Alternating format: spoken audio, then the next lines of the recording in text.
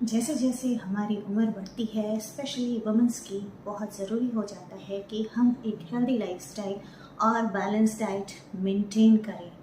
हमें अपनी eating habit यानी फूड्स में वैसे न्यूट्रिएंट्स इंक्लूड करने चाहिए जो उम्र के साथ होने वाली बीमारियों से हमें बचा सके, जैसे कि हमारी हड्डियों का कमज़ोर होना, जिसे ऑस्टियोपोरोसिस भी बोलते हैं, हार्मोनल लेवल का कम होना, उम्र के साथ एस्ट्रोजन एंड प्रोजेस्टेरोन का लेवल डिक्रीज हो जाता है, हमारा मेटाबॉलिज्म स्लो हो जाता है, साथ में obesity, stress, heart disease, diabetes, cancer जैसी बीमारियां और आपके स्किन के साथ जो जुड़ी समस्याएं हैं, जैसे झुर्रियों का आना, रिंकल्स का आना, पिगमेंटेशन, इन सभी चीज़ों से हम बच सकते हैं अगर हम एक हेल्दी डाइट और हेल्दी लाइफस्टाइल फॉलो करें। नमस्कार, मैं Anuradha Chaudhary, nutritionist, Apollo clinic Dunlop and Apollo clinic पेराटी। आज बात करूंगी हेल्दी एजिंग की, स्पेशली वुमेंस के लिए जिनकी उम्र 50 या उससे ज़्यादा है। कैसे हम अपनी बढ़ती उम्र के साथ जो समस्याएं होती हैं उनको लाइफस्टाइल और डाइट से ठीक कर सकते हैं।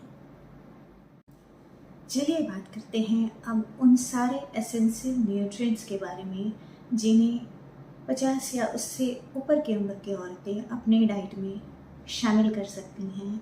वैसे तो 50 के बाद आपकी जो डाइट है वो 1600 से 2200 किलो कैलोरी की होनी चाहिए, जो आपके हाइट, वेट, लाइफस्टाइल और करंट हेल्थ कंडीशन पे डिपेंड करता है। अब बात करते हैं न्यूट्रिएंट्स की। पहला है कैल्शियम। कैल्शियम हमारे बोन्स के लिए बहुत ज़रूरी है। नॉर्मली 50 के बाद हमें हर दिन 1200 मिलीग्राम कैल्शियम लेना चाहिए। हमारी बोन सेल्स या बोन टिश्यूज़ जो हैं हमेशा बनते हैं और ब्रेक डाउन भी होते रहते हैं, जो एक उम्र के बाद बनना कम हो जाता है। जब हम 20-25 के होते हैं तो हमारी बोन डेंसिटी बहुत ज़्यादा होती है और आफ्टर 30 हमारी बोन डेंसिटी कम होने लगती है। 50 के बाद ये और भी कम हो जाती है, मेनोपॉज के बाद और भी कम हो जाती है। कारण है एस्ट्रोजन का, जो एक हार्मोन है, उसका कम होना। इसलिए सारी उम्र वाली औरतों के लिए बहुत ज़रूरी है कि वो डेली 1200 मिलीग्राम के आसपास कैल्शियम ज़रूर लें, जो ईज़िली फूड में अवेलेबल है। सारे milk and milk products, green vegetables, fruits, soybean और सारे फोर्टिफाइड सीरियल्स एंड जूसेस में कैल्शियम एडेड होता है। अगर आप 1200 मिलीग्राम कैल्शियम अपने खान पान से नहीं ले सकते हैं तो आपको कैल्शियम के टैबलेट्स या सप्लीमेंट ज़रूर लेने चाहिए। दूसरा जो इम्पॉर्टेंट न्यूट्रिएंट है वो है विटामिन डी, जो कि कैल्शियम के अब्जॉर्प्शन में मदद करता है और हमारे बोन स्ट्रेंथ के लिए बहुत ज़रूरी है। जनरली 50 या उससे ऊपर की महिलाओं को 600 मिलीग्राम ऑफ विटामिन डी लेना चाहिए। विटामिन डी के फूड सोर्सेज हैं कॉड लिवर ऑयल या फिर sewer oil, fatty fish, egg York यानी अंडे का पीला वाला portion, wild mushroom, cow milk, और ये इजीली अवेलेबल है सनलाइट में। अगर हम एवरीडे रोज़ 10 से 15 मिनट धूप में बैठते हैं सुबह 10 बजे से 4 बजे के बीच, तो हम विटामिन डी की डिफिशियंसी से बच सकते हैं। तीसरा जो इम्पॉर्टेंट न्यूट्रिएंट है वो है विटामिन B12। बहुत ज़रूरी है हमारी nerve cells and blood cells को हेल्दी रखने के लिए, साथ ही डीएनए के बनने में मदद करता है। 50 या उससे ज़्यादा की औरतों को 2.4 माइक्रोग्राम्स ऑफ विटामिन B12 की ज़रूरत होती है। और विटामिन B12 के सोर्सेज सारे एनिमल प्रोडक्ट्स हैं, ये प्लांट प्रोडक्ट्स में नहीं पाए जाते हैं, like fish, egg, chicken, meat, dairy products, इनमें विटामिन B12 पाए जाते हैं। साथ में सारे फोर्टिफाइड सीरियल्स में, जूसेस में विटामिन B12 एडेड होता है।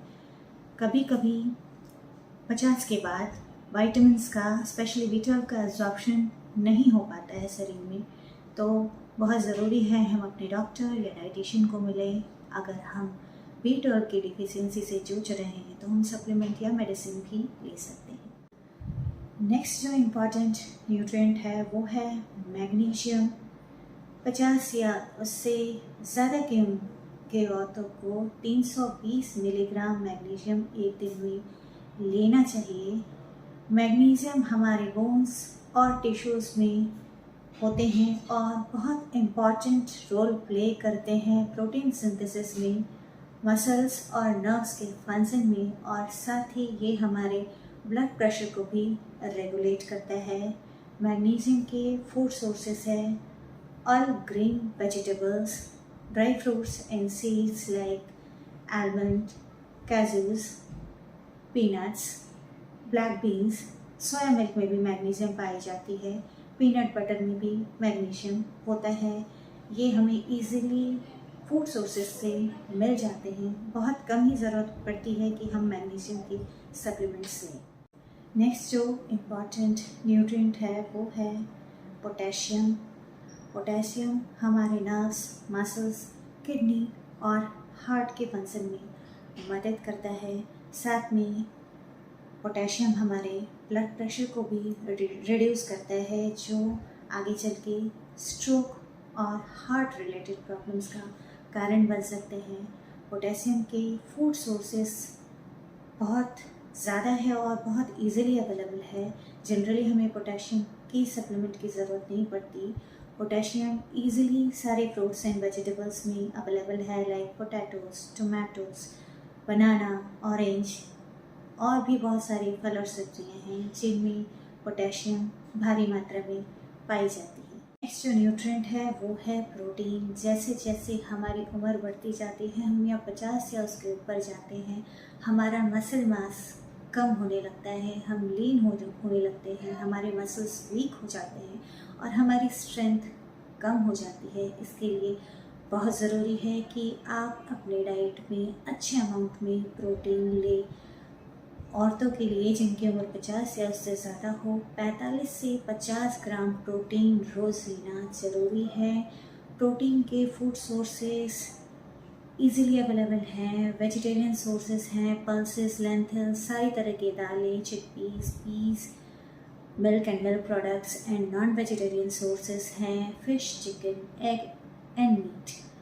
प्रोटीन इसलिए भी ज़रूरी है क्योंकि प्रोटीन हमारे स्लो मेटाबॉलिज्म को बढ़ाता है, इसलिए अपनी डाइट में प्रोटीन ज़रूर लें। प्रोटीन लेने के साथ आप मसल स्ट्रेंथनिंग एक्सरसाइज ज़रूर करें। ऐसा होता है कि लोग बढ़ती उम्र के साथ एक्सरसाइज नहीं करते हैं, कोई वर्कआउट नहीं करते, सेडेंटरी लाइफ लीड करते हैं। इससे भी आपकी मसल्स वीक हो जाते हैं, मसल का स्ट्रेंथ कम हो जाता है, जो कि उम्र के साथ बहुत ज़रूरी होता है कि हम अपने मसल को स्ट्रांग रखें ताकि डे टू डे एक्टिविटी में हमें दिक्कत ना महसूस हो। नेक्स्ट जो न्यूट्रिएंट है वो है vitamin C and vitamin E.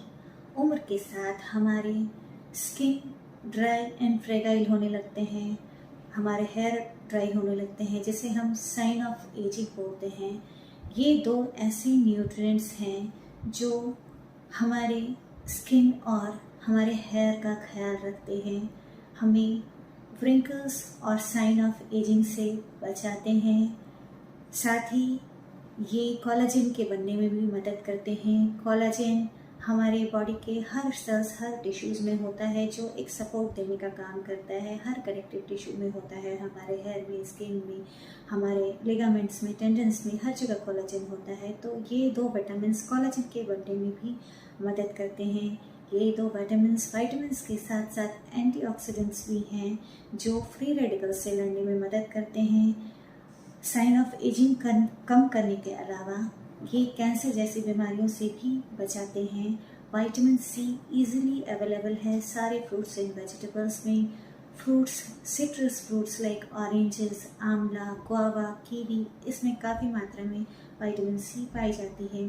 Vitamin E seeds and nuts like chia seeds, flax seeds, almonds, इनमें काफ़ी मात्रा में पाई जाती है। सनफ्लावर सीड, इसमें भी विटामिन ई पाई जाती है। तो इन चीज़ों को अपनी डाइट में ज़रूर इंक्लूड करें ताकि आप उम्र के साथ जो आपके स्किन और हेयर की प्रॉब्लम है, जो साइन ऑफ एजिंग है, उससे आप बच सकें। इन न्यूट्रिएंट्स के अलावा आप अपने डाइट में whole grains, fresh fruits and vegetables इनको शामिल करें। इनमें काफ़ी मात्रा में फाइबर होता है। फाइबर आपके डाइजेशन में मदद करता है, साथ ही आपके कोलेस्ट्रॉल और शुगर को भी कंट्रोल में रखता है। पानी सही मात्रा में पिए, 2.5 to 3 लीटर्स ऑफ वाटर एक दिन में ज़रूर पिए। हाइड्रेटेड रहें। नमक जो है उसका इस्तेमाल भी ध्यान से करें। 2300 मिलीग्राम ऑफ सॉल्ट एक दिन में खाना चाहिए, जो कि 1 टीस्पून होता है। नमक हाइपरटेंशन का मेन कारण होता है, इसलिए आप नमक का इस्तेमाल ध्यान से करें। साथ ही अपने डाइट में कुछ प्रोबायोटिक्स सप्लीमेंट्स ज़रूर लें।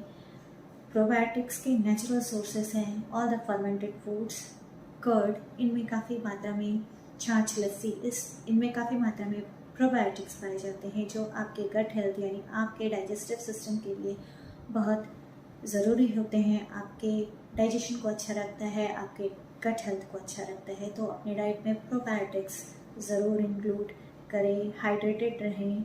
नमक का इस्तेमाल ध्यान से करें। साथ ही चीनी से भी बचें और खाने में कोशिश करें कि हम ज़्यादा फ्रेश फ्रूट्स, वेजिटेबल्स, सलाद, होल ग्रेन्स, गुड फैट लें। Processed and fried food avoid करें। ये तो थी डाइट से रिलेटेड बातें। अब बात करते हैं लाइफस्टाइल की, जिसमें आपकी एवरीडे लाइफस्टाइल की बात होती है। आप ज़्यादा समय तक बैठ के ना रहे। अगर आप वर्किंग हैं तो घंटे 1.5 घंटे में 10 से 15 मिनट वॉक ज़रूर करें। सीढ़ियों का इस्तेमाल करें, लिफ्ट का इस्तेमाल ना करें। अगर पास में कहीं जाना हो तो गाड़ी के बजाय पैदल चल के जाएं। ये छोटी छोटी लाइफस्टाइल चेंजेस आप कर सकते हैं। साथ ही आप अपनी लाइफस्टाइल में वर्कआउट ज़रूर इंक्लूड करें। 40 मिनट से 1 घंटे वर्कआउट ज़रूर करें। वर्कआउट का एक प्रॉपर रूटीन होना चाहिए। कार्डियो के साथ साथ आपको मसल ट्रेनिंग यानी स्ट्रेंथ ट्रेनिंग पे भी ध्यान देना है, क्योंकि उम्र के साथ आपके मसल मास कम हो जाते हैं और वर्कआउट से हम इसे मजबूत कर सकते हैं। ये तो थी लाइफस्टाइल एंड डाइटरी चेंजेस, जिससे आप एजिंग से जुड़ी समस्याओं से बच सकते हैं। अगर ये शो अच्छा लगा हो तो मेरे चैनल को लाइक और सब्सक्राइब ज़रूर करें। Take care, bye bye.